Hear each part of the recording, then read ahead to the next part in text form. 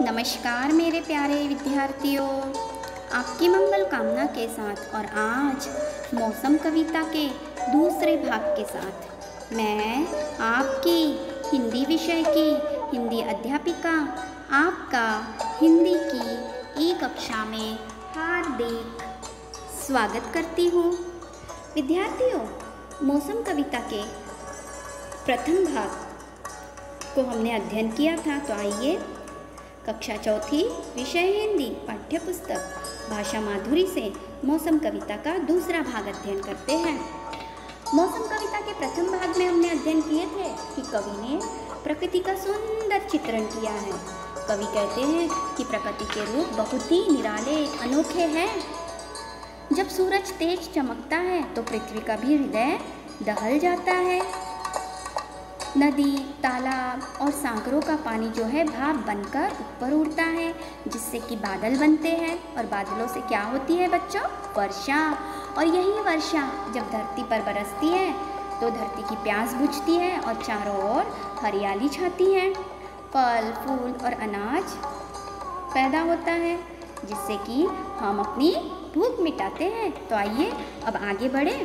हाँ, मैं कविता का गायन करती हूँ, आपको भी मेरे साथ कविता का गायन करना है। हम फल फूल और अनाज पाते, जिससे जन अपनी भूख मिटाते। पृथ्वी जब ठिठुरती जाड़े से, सूरज की किरणें उसे बचाती। घर आंगन में बिखर बिखर, खेतों में वे फसल पकाती। कवि यहाँ पर जाड़े के मौसम का वर्णन करते हुए कहते हैं कि जब गर्मी का मौसम जाता है तो ठंड का मौसम आता है, और ठंड के कारण पृथ्वी थर थर थर थर ठिठुरती है, कांपने लगती है। तब सूरज की किरणें उसे ठंड से बचाती हैं। प्यारे बच्चों, जब हमें ठंड लगती है तो हमें भी तो धूप बहुत प्यारी लगती है। हम ठंड से बचने के लिए धूप में बैठते हैं। ठीक उसी तरह यहाँ पर जब जाड़े के कारण पृथ्वी कांपती है तो सूरज की किरणें उसे बचाने की कोशिश करती हैं। घर आंगन में बिखर बिखर, खेतों में वे फसल पकाती। अर्थात जाड़े के मौसम में सूरज की किरणें घर में, आंगन में चारों ओर बिखर जाती, यहाँ तक कि खेतों में भी बिखरती है और चारों ओर वह फसल पकाती हैं, अर्थात फसल निर्माण होती है। किरणों से सब जाड़ा उड़ता, किरणों से जब जाड़ा उड़ता, सब और बसंत का मेला जुड़ता। जब सूरज की किरणें चारों ओर फैलकर घर आंगन में फैलती है तब पृथ्वी शांत होती है, और जब जाड़ा उड़ जाता है तब चारों ओर बसंत का मेला जुड़ता है, अर्थात बसंत ऋतु आती है तो मेला लगता है। और जब मेला लगता है तो बच्चों के खुशी का कोई ठिकाना नहीं होता है।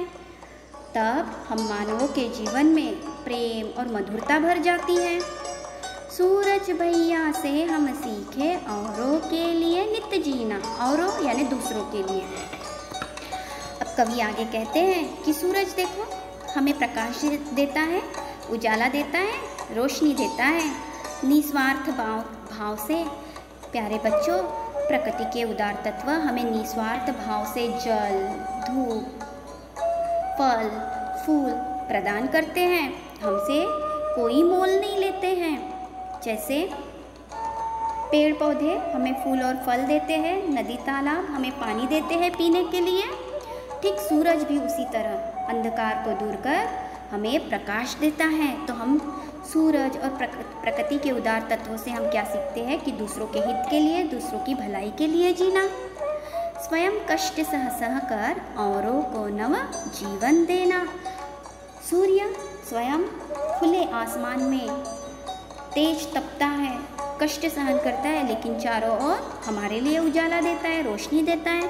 ठीक हमें भी उसी तरह स्वयं कष्ट सह सहकर दूसरों के जीवन में सुख लाना है, उन्हें प्रेम देना है और उन्हें नवीन जीवन, नई दिशा देना है, ताकि वह अपने जीवन में आगे बढ़ सके। प्यारे बच्चों, इस कविता से हमने यही सीखा कि जिस प्रकार से प्रकृति के उदार तत्व हमें निस्वार्थ भाव से दान देते हैं फल, जल, धूप। उसी तरह से इन प्रकृति के उदार तत्वों से हम यह सीखें कि हम भी दूसरों के लिए कष्ट सहन करके उन्हें नवजीवन देने का प्रयास करें।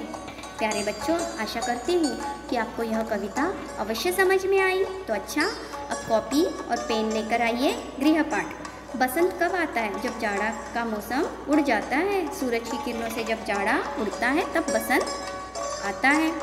सूरज से हम क्या सीखते हैं? सूरज से हम औरों के लिए जीना सीखते हैं। अच्छा बच्चों, धन्यवाद। और एक नए पाठ के साथ मैं आपसे पुनः मिलने आती हूँ।